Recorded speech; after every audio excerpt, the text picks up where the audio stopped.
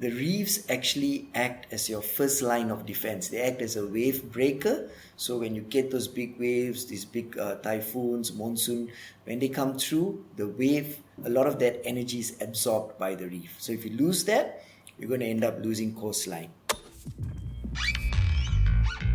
Off-Gassing, a scuba podcast with host Nick Hogel.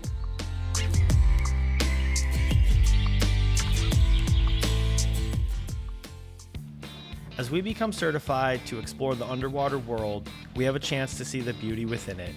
A thriving ecosystem, a world many call home, a world that is currently under threat.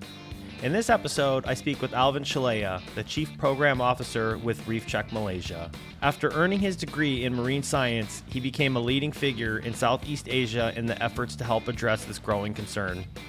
Ghost net removals, the Tioman Marine Conservation Group, importance of protecting the reefs, coral restoration projects, and much more. Please enjoy. Alvin, welcome to the podcast. How are you doing this evening? I'm very well, thank you. Thanks for having me. Awesome. It's nice because usually, depending on who I'm chatting to, they might be, on the other side of the planet or 6-7 hour time difference. So it's really nice to chat with someone that's in the same time zone, pretty much the same country. So it's quite nice. But are you in KL right now? No, I'm actually on Tioman Island, so I'm calling in from Tioman. Okay, cool. Last time I was there was last year in March. I have not had a chance to make it back yet, which is always sad because I definitely love going there, and it's nice too. So me being from Penang, I usually end up, the last time I drove, which I liked a little bit better because I was able to bring more of my gear and not have to worry about the weight of all the luggage. So. Mm-hmm. Yep. But we'll get into the Tioman, or I always mispronounce it. Tioman. It's tomato. It was funny because I was saying it to somebody not too long ago, and we literally were just speaking about it, and then I was like Tioman, and they were like, "What is this?" So it's that accent, my accent. I'm slowly working on it. But let me throw out my first question. Sure. Tell me how and why you became a scuba diver. Tell me about that first breath underwater. What led to that moment?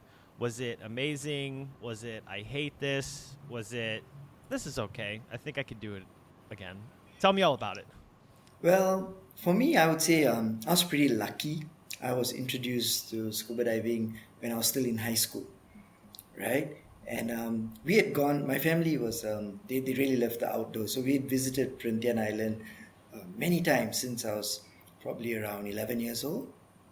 And then when I was about 15, I did a discovery scuba dive. And from then on, I was hooked, completely hooked, right? So I ended up doing my open water in Perhentian, ended up doing my rescue dive master, all was on Perhentian. And I was dead set on making this my career. So that's how it all started, and that's where it's brought me now. Oh, that's amazing. I absolutely love it. So what part of Malaysia are you from? I'm actually originally from just outside Kuala Lumpur, from Kajang. Okay. And you would go all the way up to Perhentian, not Tioman, because that's usually where a lot of people go, right? Yeah, so one of my uncles had visited Perhentian, and back then Perhentian was more secluded, more quiet, not very touristy, So that's why we started going there a lot. It was very nice. The village was still very quiet. Everything was very, very traditional, very peaceful, and we really loved it. Whereas Tioman and Redang was already a bit more commercialized. It was already a bit more popular. Yeah. Okay. And what's the travel like from KL? Is that, I would assume that's probably like a good drive, like 3-4 hour, because you have to go up to Kota Baru, right? You have to go to Kuala Besut. So it's actually quite a long drive. It's more like a 7-hour drive. Oh, wow. Okay. Yeah.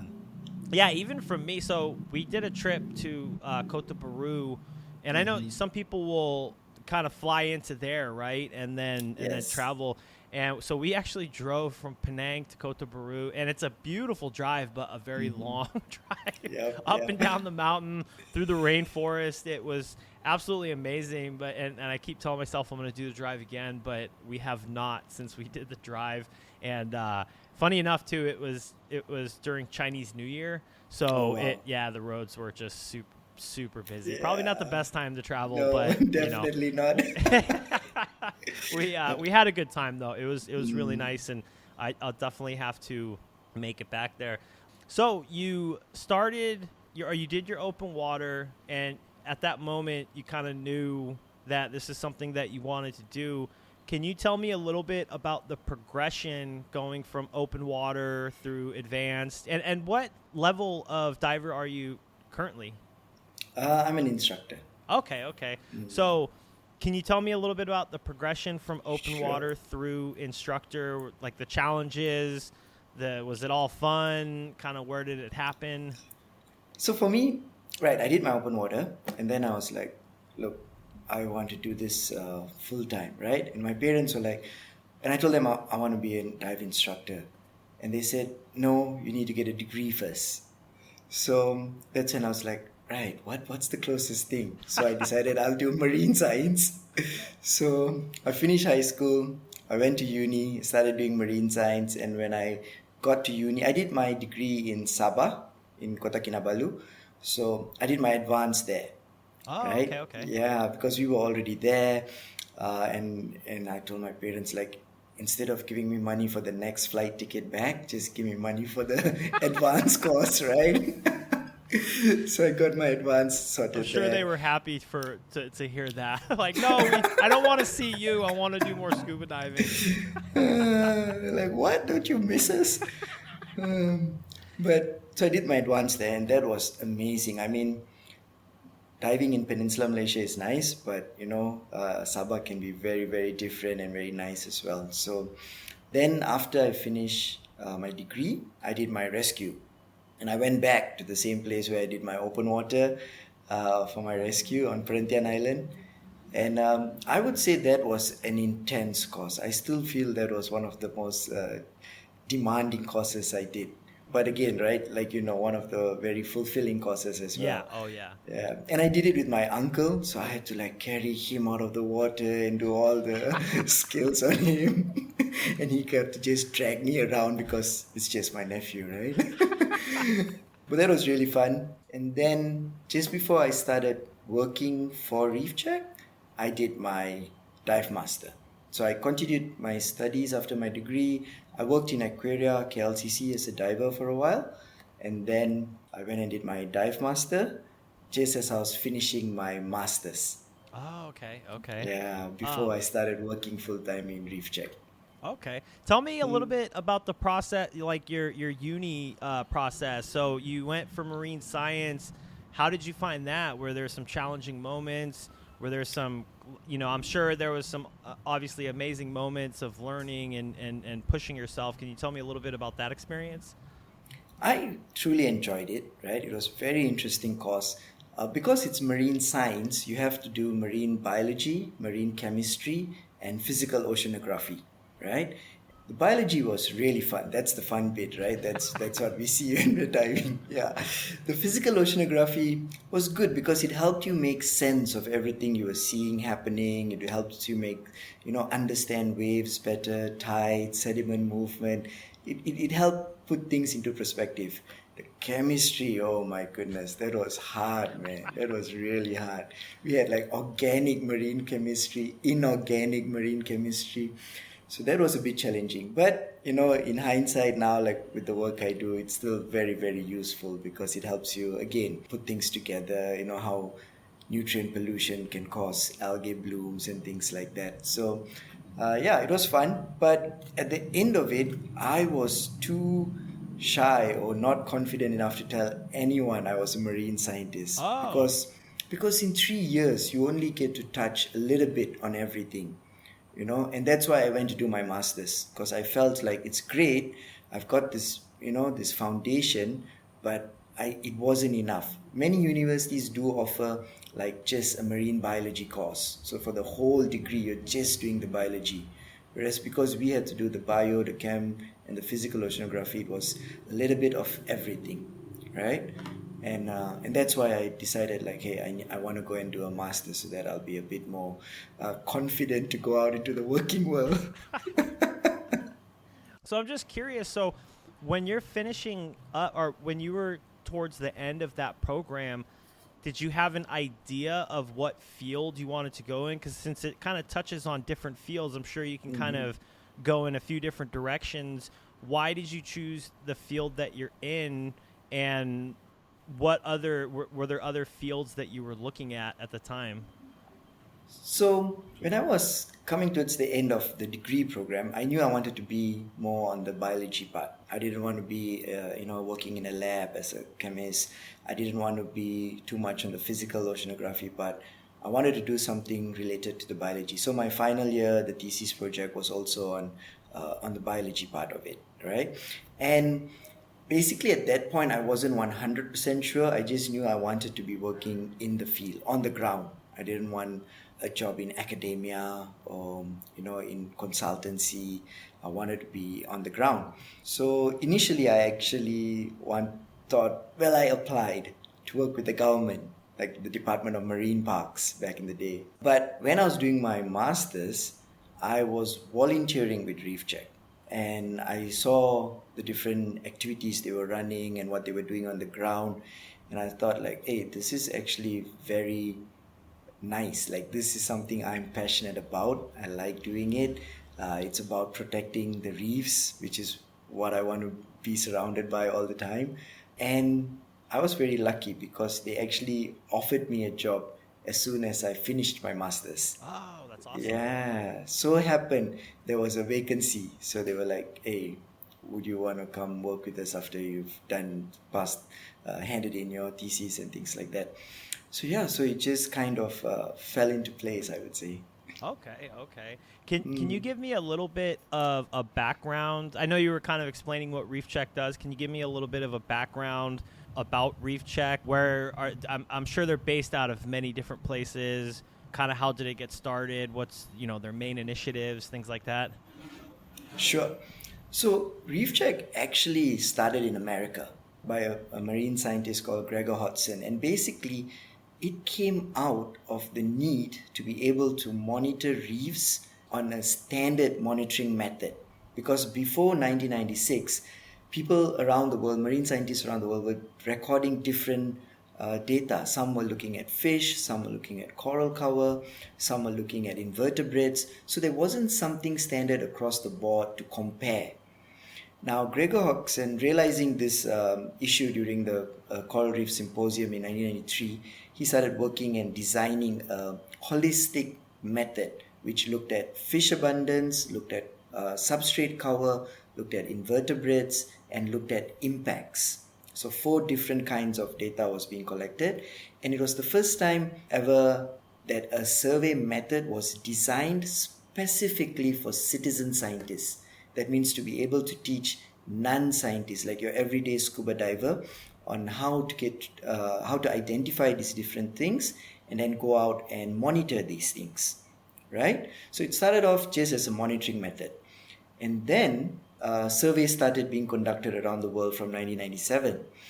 And later on, like in Malaysia, Reef Check was originally a survey being done by people in University Malaya in KL. And only later in 2007, in Malaysia, it got registered as a non-profit organization, right? And then it went to the next step. Like, look, we've got this data. We know what it's telling us about the condition of the reefs. What can we do about it, right? So since 2007 to now, for Malaysia especially, like, all the work is focused on identifying the local threats and then finding solutions to these threats. So basically trying to build up reef resilience. Yeah. And Reef Check is different in different countries. So in some countries until today, it's still run out of a university, for example, in Thailand. And in other countries, it is registered as an NGO like Philippines, Indonesia. And in some countries, it's part of the government program. So, for example, in Singapore, Reef Check, the Reef Check coordinator is part of the national parks. It's slightly different in the different places. But everyone teaches that same course, the same monitoring method. Yeah. Okay, okay.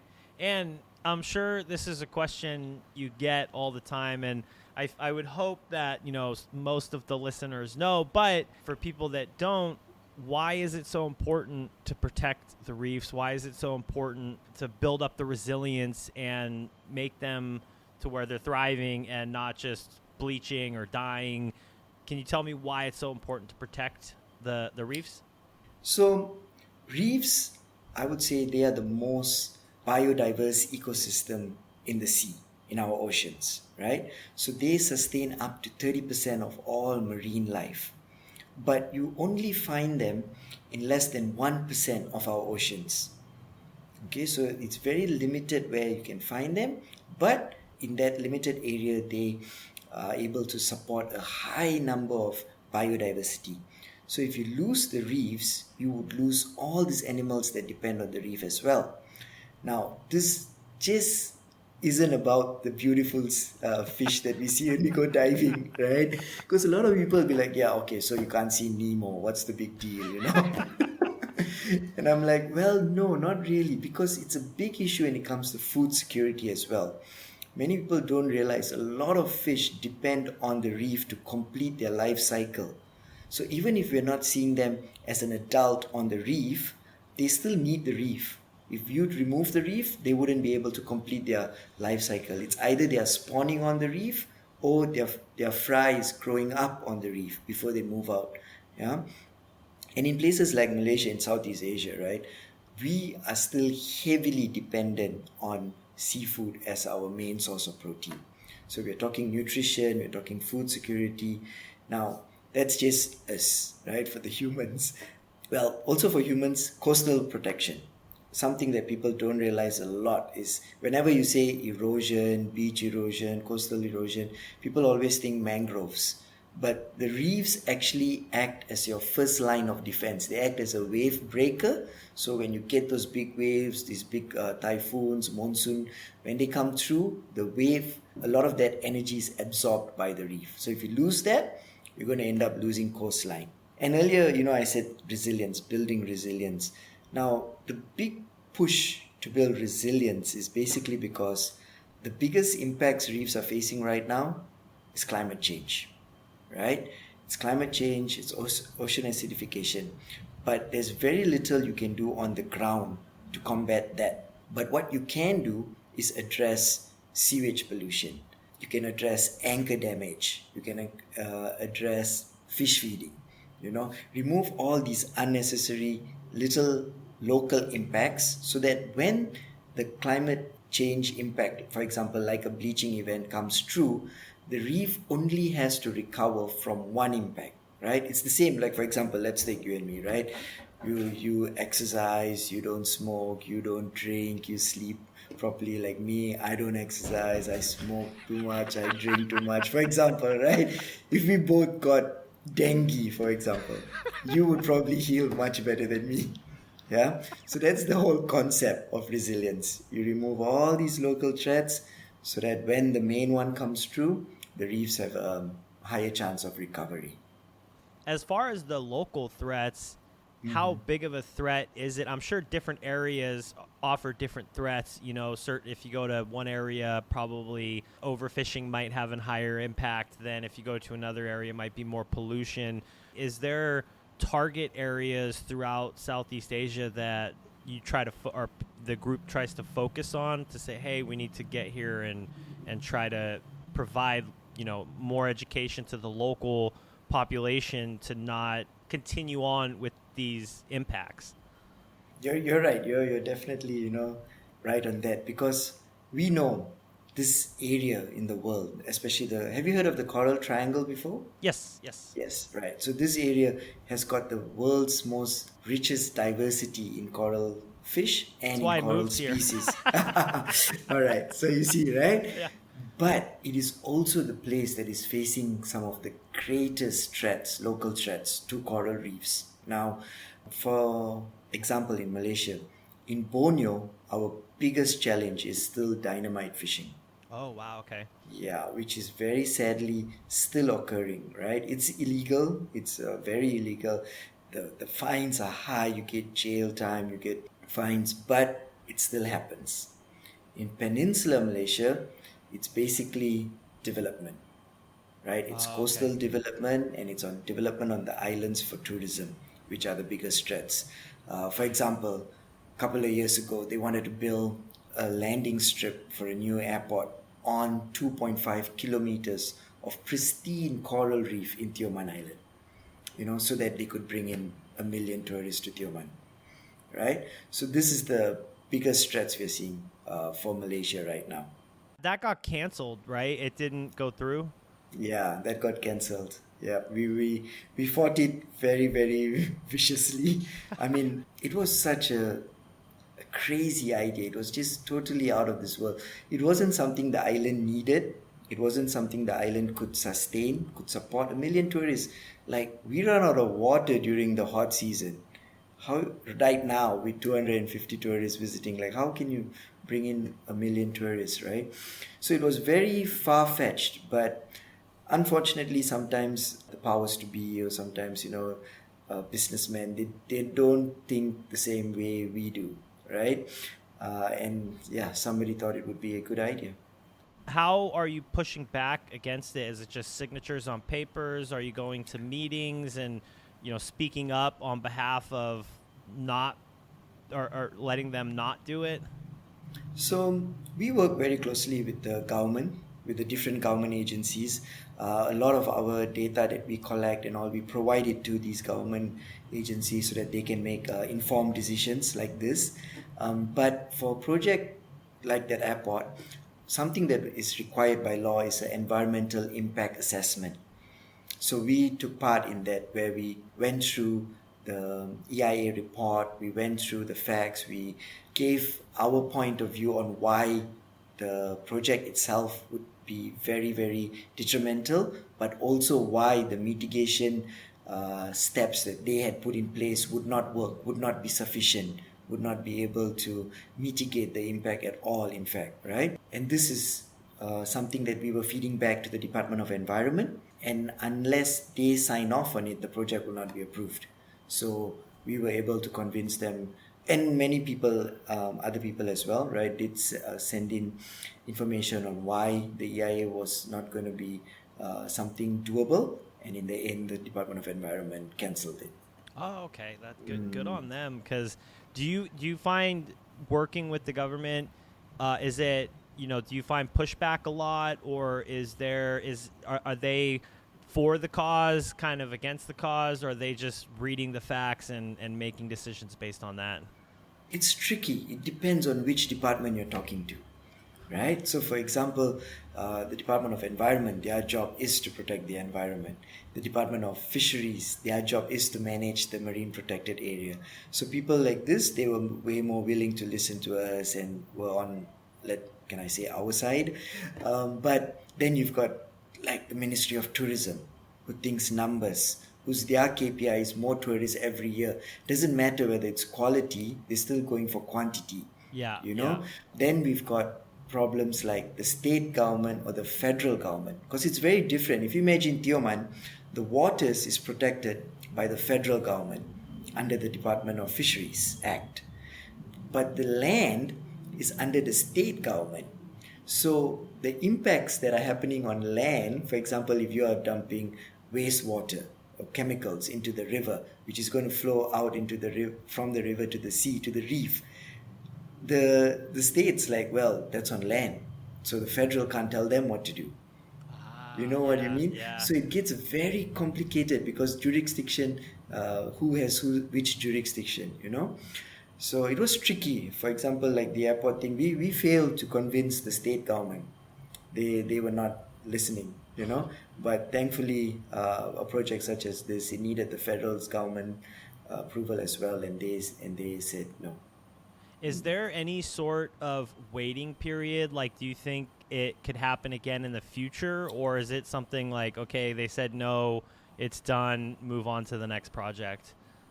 This is actually round two. This Oh, thing, wow. yeah, this thing Okay. first came around.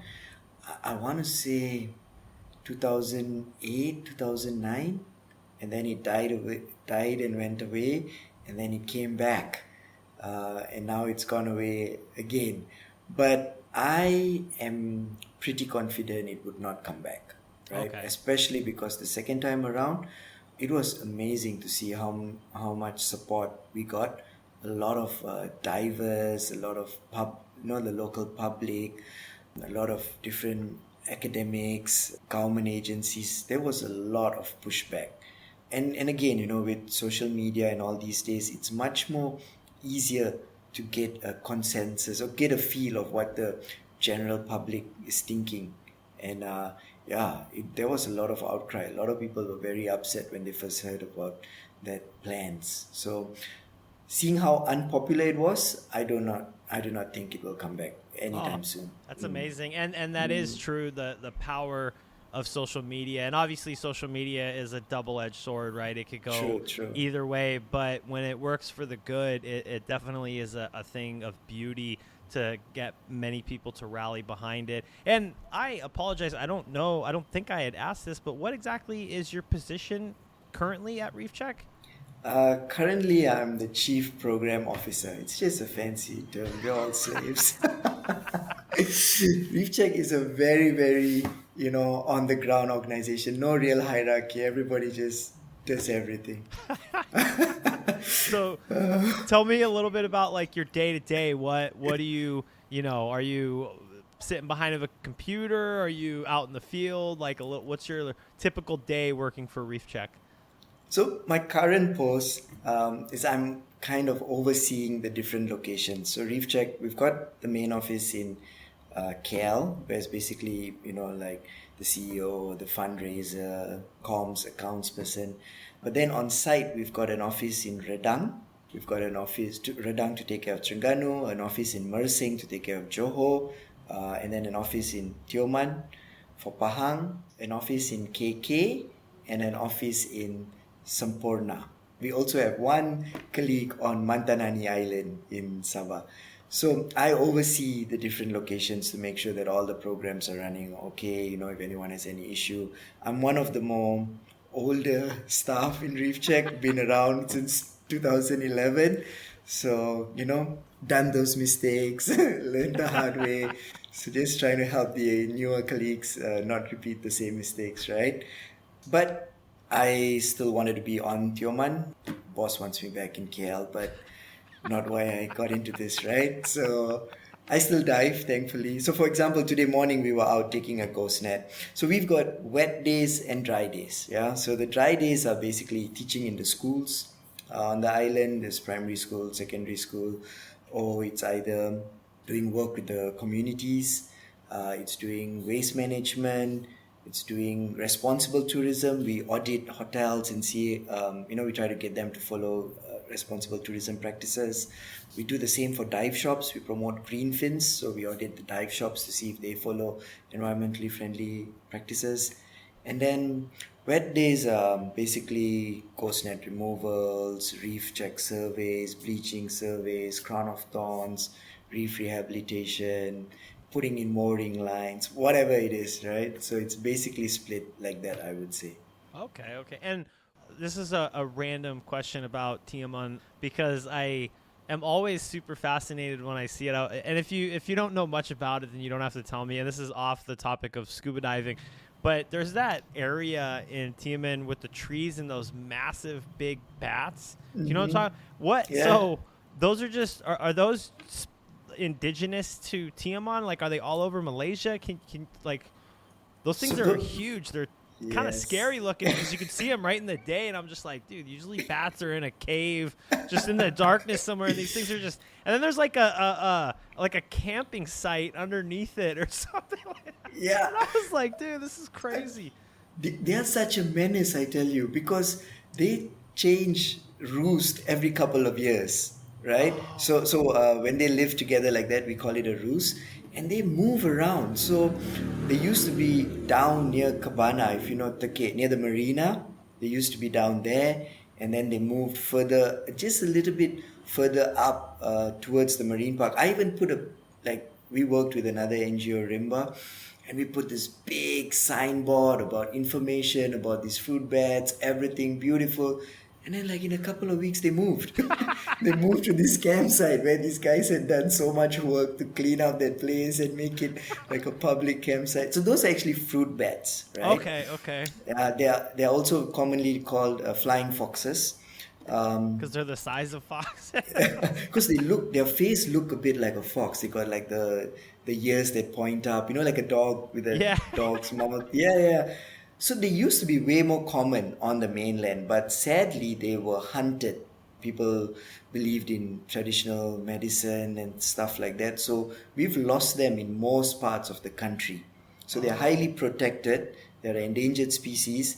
And right now, some of the most healthiest roosts are on islands, because back in the day, people didn't come out to the islands to hunt them. Okay. Yeah. Okay. Because I want to say they're in Langkawi too, right? I want to say. Yes, yes. Yeah, You can get them okay. in Langkawi. You can get them in off Perhentian in Pulau Ru. There's like a huge roost. So if you drive to Tioman, right, from KL, and you take that highway and you get out at Air Hitam and you pass this town called Keluang. Keluang is the name of that bat. So Oh, that town used to be famous for Keluangs. If you see their street poles and all, it's all in the shape of the bat, right? But now you can't find them there anymore. They've all been hunted okay. out. Are they dangerous at all? I mean, do they just mind their own business? They are fruit bats, completely harmless. Just don't just don't get in any of their poop or their pee in your food, and you'll be fine. Yeah.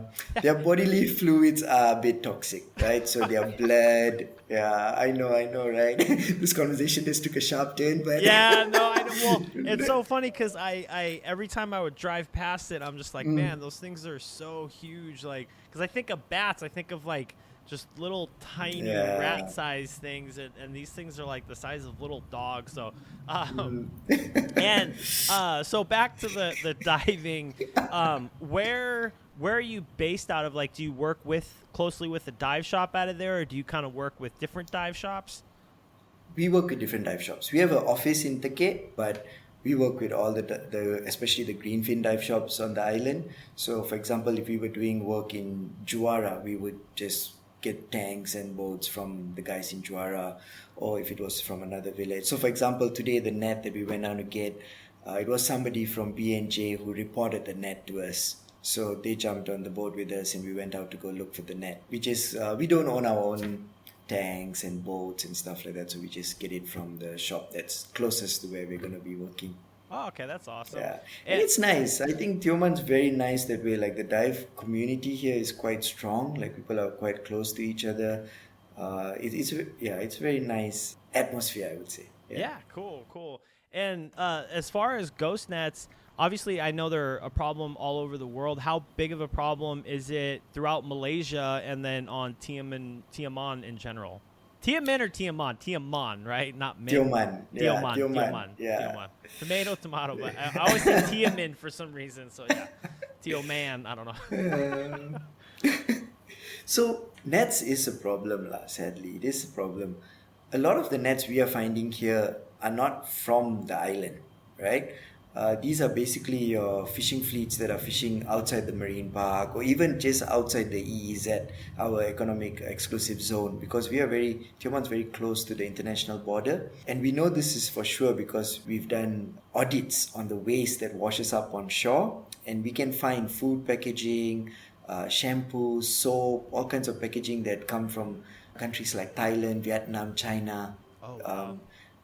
So these fishing boats, and this trash isn't floating from China to Malaysia because it hasn't got enough biofouling on it, right? So it just got in the water. So basically, these fishing fleets, they load up with what they need, and then as they go through whatever they've used, they just dump it in the sea.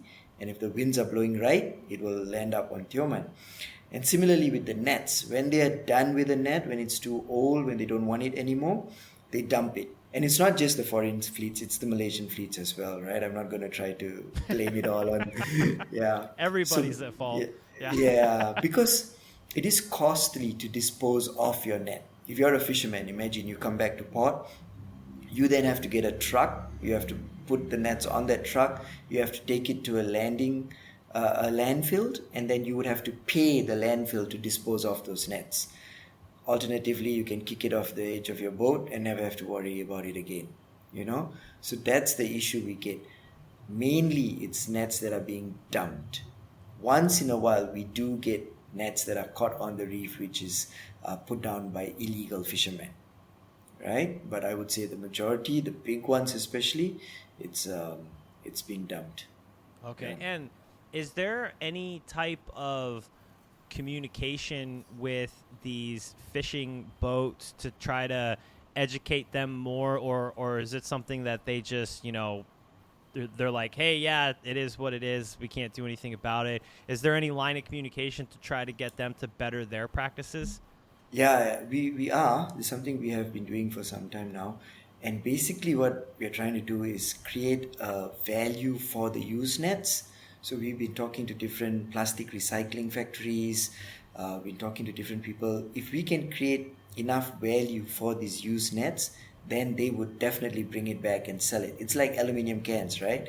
You see people walking the streets collecting cans because what, a kilo gets you 3 ringgit 50 cents, yeah. So that's what we are trying to do. We've put bins in a couple of landing ports on the mainland, so that to encourage the fishermen boats, like, look, if you come back, don't worry, you don't have to deal with the cost of dumping it. Just put it in this bin and then we'll take care of the problem, right? And we are talking to government agencies as well on how we can control the sale of nets, maybe. So tell them you can't buy a new one unless you return the old one. Oh, okay. Something, yeah. So we're looking at some places are also looking at tagging the nets, so if they do dump it, you can trace it back to who dumped it, things like this. But it is a challenge lah. It is a challenge, yeah. Yeah, no, for sure. And tell me about I've chatted with people about it in the past. So when you're going to remove a net, obviously that's a pretty tedious, because you don't want to just obviously rip that thing right out, bunch of coral and everything. So tell me, like today you went and removed a net. How many people were involved? How long was the process? Things like that. So it all depends. So most of the net removal we do on Tioman is done by the local group we've trained over the years. So we call them the Tioman Marine Conservation Group, and these are islanders who we trained them up to become scuba divers. We taught them how to do different surveys, but also to do different things like ghost net removals. Yeah. So this team, they're quite trained. Now, today it took about 7 divers, yeah, one dive, and we were able to get it out. Sometimes if the net is big, we'll have to do at least 2 or 3 dives to take the whole thing out. It also depends on how badly entangled it is in the reef, because sometimes when they're dumping it, they would roll it up and then dump it, so just a bit would be tangled, Ah, right? okay. But sometimes if they've just dumped it, then the whole part settles and then it gets tangled on the reef, especially if you imagine, like, you're familiar with Tioman, right? Like somewhere Sepoy or Chebe, where it's all branching acoporas and the net lies right on top of that, then you have to basically with shears cut them loose, compared to if it was just on a bunch of rocks like in labas, on the boulders, then it'll be much easier. So it really depends on those kind of things. But again, because this team is some people that we've been working with very often, so it's quite easy in that sense. Because ghost nets can get very tricky removing. I've seen divers get stuck in the nets as they try to remove it, Oh right? yeah, I mean that could be Yeah. a entanglement hazard really quickly. Yes. So, and then not to mention, depending on how big the net is when you're removing it out of the water, I'm sure it weighs just a ridiculous Oh, amount. yes. Exactly. I mean, sometimes it's so bad we can't pull it up on the boat. We have to then cut it into smaller pieces at the surface and then slowly load it up to the boat. Couple of times it was just so huge, and the line was a very thick line, so we just towed it back all the way to the shore and then slowly brought it up. Yeah. does Reef Check, are they kind of more, they're not maintaining the reef, but are they a part of any like coral restoration projects? I'm sure that there's some going on in Tioman. I mean, usually most islands have it. Is there any coral restoration projects to kind of help build the reef back up? And how much of an impact does something like that have to create one of these programs? We do we call it reef rehabilitation. So we only do it in sites where we know what caused the damage and the damage has been removed. Because this is one thing quite sad for me to see. It's become very sexy planting corals, and everybody and their dog wants to do it, right? But very often they don't go through the process, they don't ask the correct questions. They're not like, why did this coral die? Okay, it's because of sewage pollution, right? We need to stop the sewage pollution from happening first before we plant new ones. And that's why, very sadly, you see a lot of failed coral projects, you know. So for us, it's a big thing, right? We insist we know what caused the damage, the root cause of the problem has been solved, only then you go into replant. Okay? And it is something that we do. It's a very good educational tool, right? Especially like for us when we're working with the local communities and things like that. It's something they can get involved with, something they can actually do, and then they can see for themselves like, wow, it's actually a very sensitive animal. Like, wow, it actually takes so long to grow, you know? So it becomes very real when they are part of it, right? It is also very useful for us to raise money because like I said, it's sexy. If I go around asking sponsors like, hey, I need money to do some sewage cleaning and cleaning septic tanks, and they're like, you what? Like, I don't want photos of that in my annual company report, you know, but and some nice photos of corals growing on some structures, yeah, I'll have those, thank you very much. So what we do is we tell people like, look, donate to rehabilitating a patch of reef in Tioman, right? But a lot of that cost would go into removing the ghost nets, go into installing mooring lines so people aren't dropping anchors at dive sites, you know, controlling crown of thorns, doing bleaching monitoring. So yeah, we sell the sexy bit, but that money helps us do all this other stuff, which is very hard to get funding for.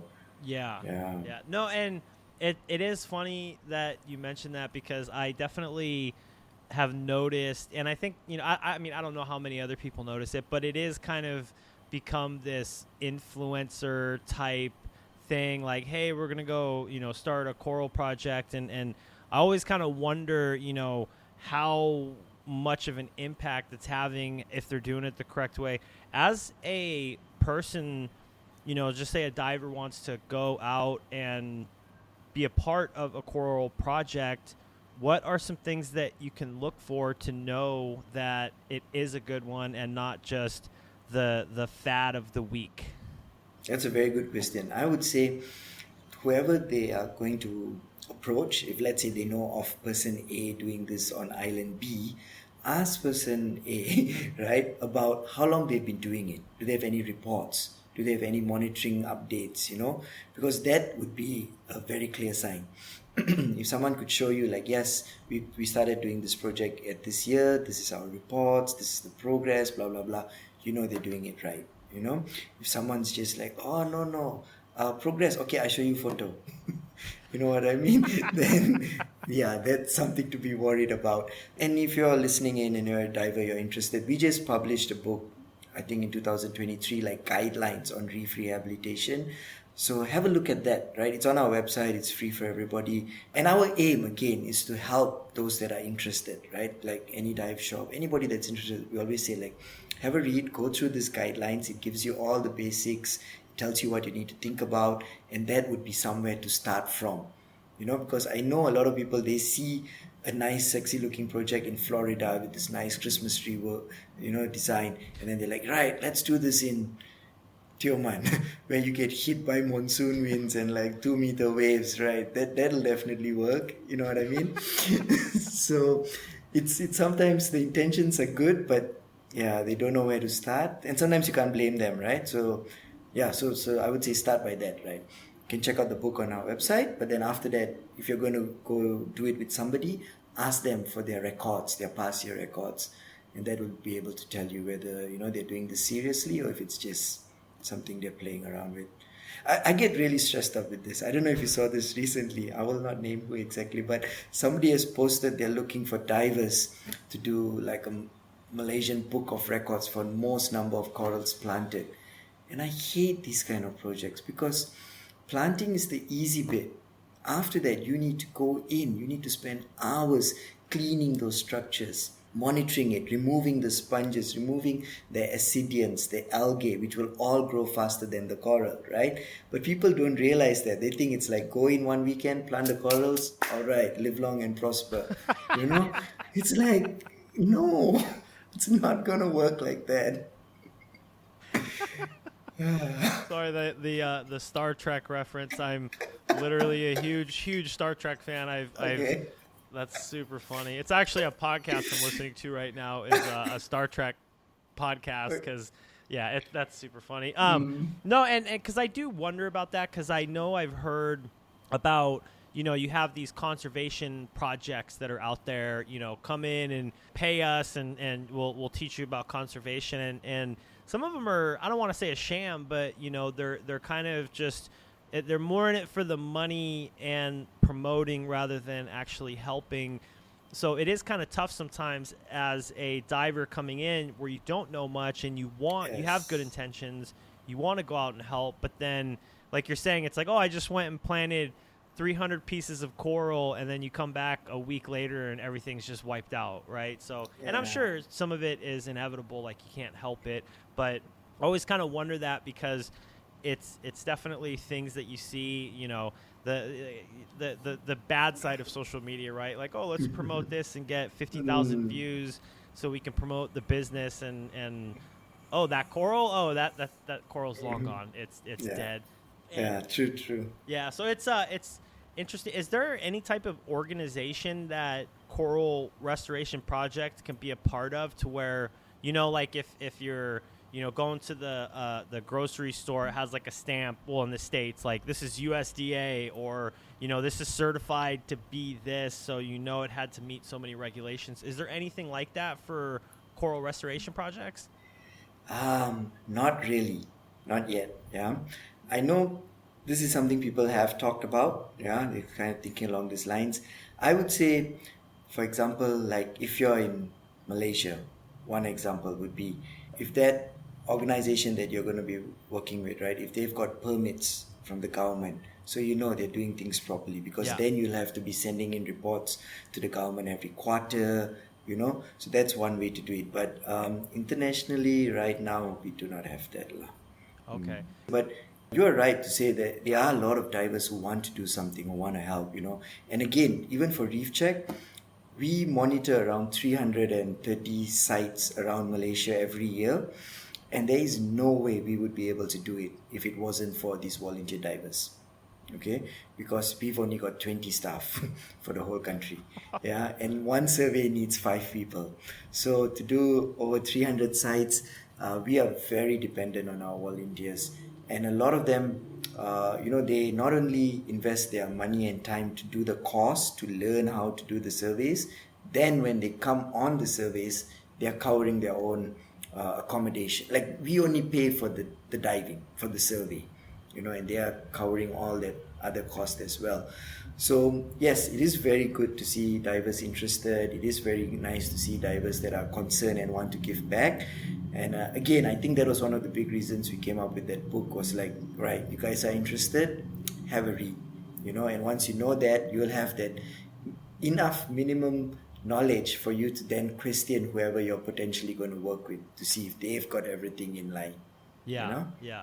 How does one volunteer for Reef Check? Is it just go to the website and click? Is there volunteer opportunities? How could one look into and go about volunteering for one of the projects?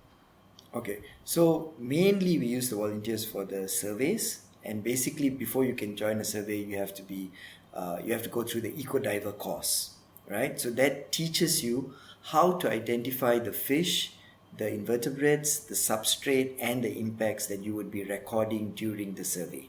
once you've done that course, that is something you can sign up for on the website. Once you've done that course, then every year we would send out an email and say like, look, this is the schedule for the year. We're going to Tioman in March, we're going to Perhentian in April, and then the volunteers sign up. They'll be like, okay, I want to go to Tioman for this date. Yeah. And then they'll be able to join us for surveys. Okay, so you have dates that far in advance to where you know in January what you're doing in October and November. Yes, for the surveys, it's planned because every year we try to hit the same reef during the same time period. Because, for example, if I'm going to monitor fish numbers, right? If I'm doing it once in January, once in March, it's like not so standardized. Whereas if we know like every year we go back in March, so we know that hasn't changed, so that shouldn't be an impact on the number of fish.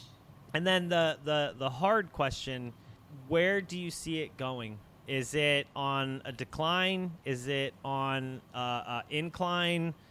From when you started to now, are things getting worse? Are things getting better? Where would you say? And you don't even have to say just locally, like if you could answer on a world scale or even locally, however you want to answer the question. I'm just always kind of curious to hear about that. So I would say it looks like it's going on a decline.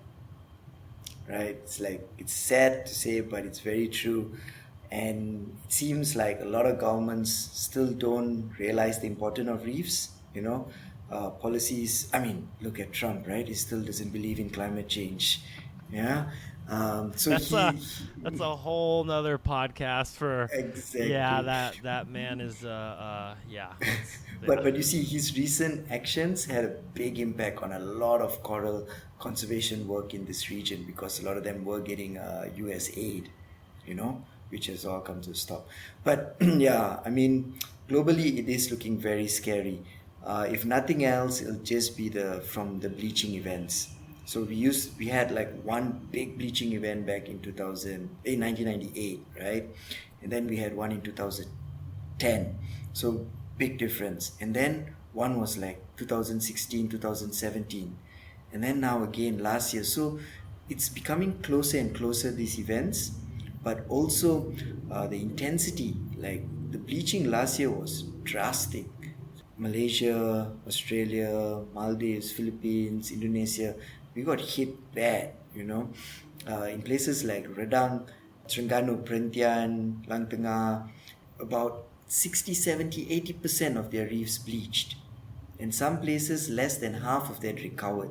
So we lost it. We lost the coral. I saw some bommies that are easily around 300 years old just from looking at the size of it. Gone.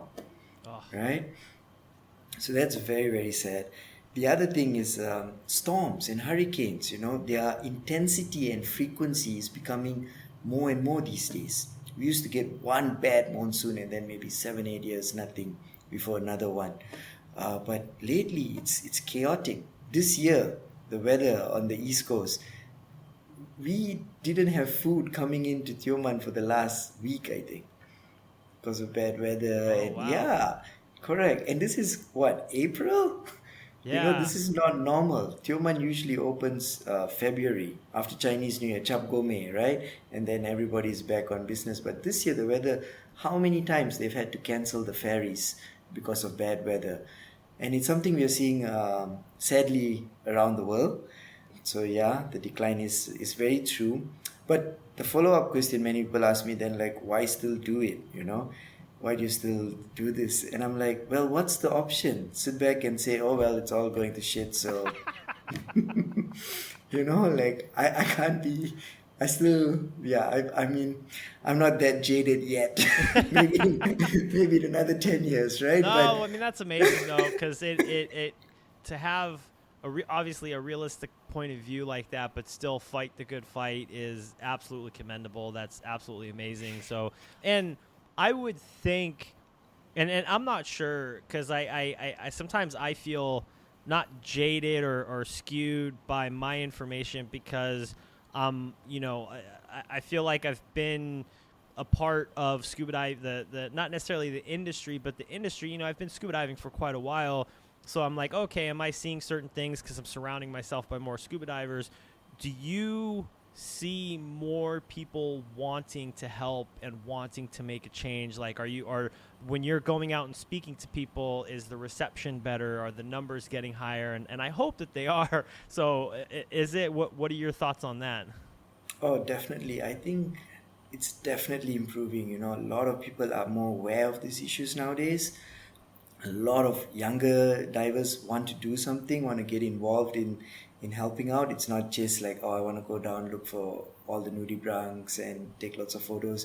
It's really, we are seeing that change. And I will tell you, there was another very powerful thing when we were fighting the whole airport thing, because random divers were contacting me and saying like, hey, Tioman is special to me. I started diving in Tioman. I've got some. I'm a lawyer. I've got background in these kind of things. Do you need legal advice? Do you need legal help because you're going against some? So it was very interesting to see how divers came together to make a stand, right? Yeah, yeah. And with that, right, like with people more educated, more understanding, demanding change, demanding sustainable practices, even if we do, I feel like, right, even if the reefs are declining, we will at least be able to save some of it. If everyone was doing things like this, we will definitely be able to at least save some of it. So yeah, I think it is a positive reaction that we're seeing. Awesome. Yeah, because that's one of the things, the back to the social media side of it, like, oh, it's the new sexy thing to do, is that I feel more dive centers are trying to go for the green fin status, or, we're a little bit more sustainable ecotourism. Obviously there's two sides to that Mm-hmm, mm-hmm. knife too, but I do feel that even if it's a facade and they're not really all about it, there is like starting to change. So when that new wave of diver comes in, they're like, hey, let's actually put this into practice more. That's actually a couple last questions for you, but one last question I wanted to ask is, I know sometimes you were saying like the younger generation, I feel like it's easier to, I don't want to say influence, that's the wrong word, because influencer is such a bad word these days, but I feel like the younger generation, it's easier to influence them to do the right thing, to change their habits. Sometimes I think, the older generation, it's a little bit harder to do that. Do you see that when you're going in and trying to, a guy that's been doing this for the past 60 years, 50 Oh, years, is it hard to change that person's mind as opposed to, definitely. the younger guy or girl, younger person, they're like, oh, they've only been doing this a couple years. They're, how hard of a battle is that to try to change the mindset of a veteran, essentially? Oh, it's such a challenge. I tell you, when I started this even earlier, when I was younger, right, didn't have any white hairs. It was difficult, Nick. I tell you, when we first introduced green fins in Malaysia, right, and we were going to the dive centers, I had dive shop owners tell me like, I've been running this dive shop for 30 years. How old are you, boy? You're gonna tell me? You're gonna come audit me? And I was like, no, that's not how it works. It's just we are going to look at the different ways you run your dive shop, and we will tell you on things you can improve on. But oh wow, that thing, especially with the baby boomers, right, the guys who were here for some time, oh, very very hard, very hard. Every time it's like, oh, what do you know, what do you know about, I was diving when you were in diapers. I've heard that before. Oh, I've heard like, yeah, yeah, exactly. It was very very challenging, yeah. But again, having said that, I've also got dive centers that have been around forever who are super on the program, who are like, oh, that's very interesting because we don't know what you're talking about. We know everything about diving and teaching diving, but what you're talking about is a whole different thing. For example, like B&J have been around for a long, long time on Tioman Island, and they were super responsive when we went to, and they were like, yeah, okay, tell me, how can we improve? What can we do better? you know so yes, it is way more difficult with the older ones, but thankfully we won't have to worry about them for long now, eh? I I feel I feel the same way about what's going on in American politics right now. So yeah, it's the older ones are usually the older senile ones are usually the ones you have to worry about. Hmm. Hopefully I don't lose any followers by saying that, but it is what it is. So, all right, man. Well, last couple questions. What do you have in store for the future? Any new and exciting plans coming up? Any dive trips? Any, courses coming up? So for me personally, not so much on Reef Check. Personally, I'm really considering doing my cave diving next. Oh, awesome! Yeah, Awesome.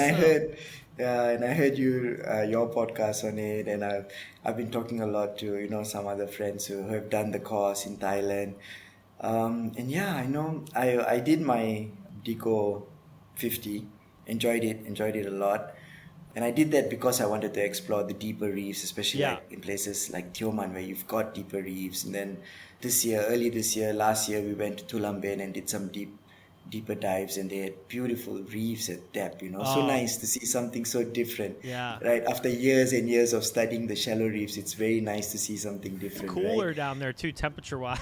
Like, Yeah. If it's really hot, you could just dip down and you're like, whoo, this is nice. True. So now I'm thinking like, oh, maybe I'll do cave next and see what's there, right? Because that's the next environment to go explore. Awesome.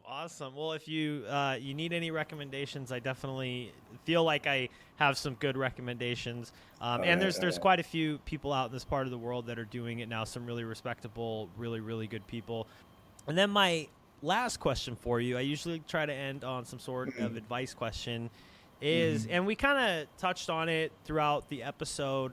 I'm a newer diver or a veteran diver. I'm just a diver, and I want to help. I want to do something to be a part of the change for good.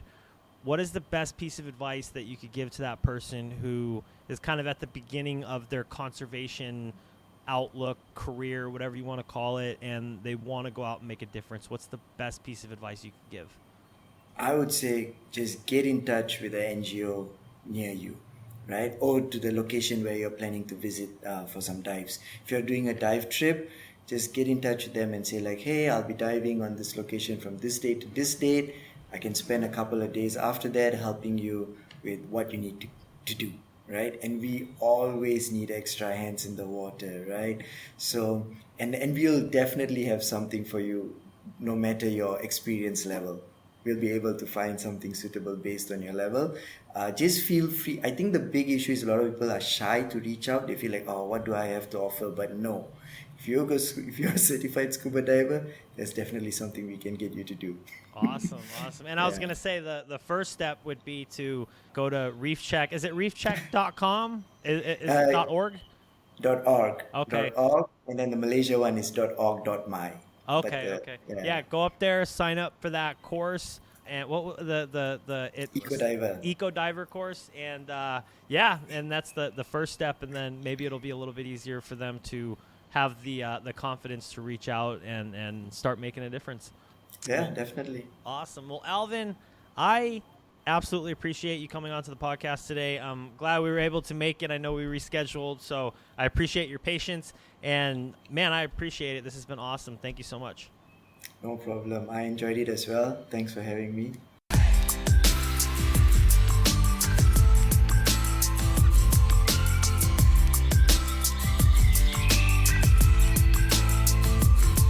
Off-gassing, a scuba podcast.